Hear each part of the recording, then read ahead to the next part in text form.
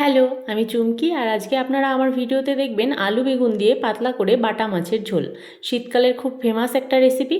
তো প্রথমেই বাটা মাছ লবণ হলুদ মাখিয়ে ভালো করে ভেজে তুলে নিচ্ছি। এবার মাছ ভাজার তেলেই বেগুন ভেজে তুলে নিচ্ছি।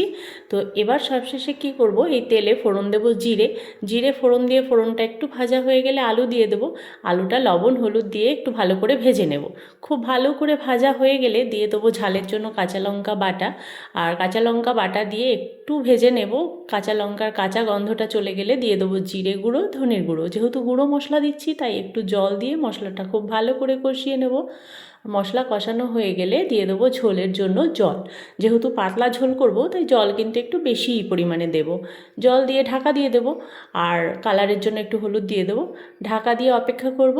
আলু গলে গেলেই মানে নরম হয়ে গেলেই ভেজে রাখা মাছ আর বেগুন দিয়ে দেবো। ব্যাস, সবশেষে ধনেপাতা বাটা দিয়ে দেবো 2 চামচ। আর এটা কিন্তু শীতকালে গরম গরম ভাতের সাথে খেতে দারুণ হয়, ট্রাই করে দেখতে পারেন।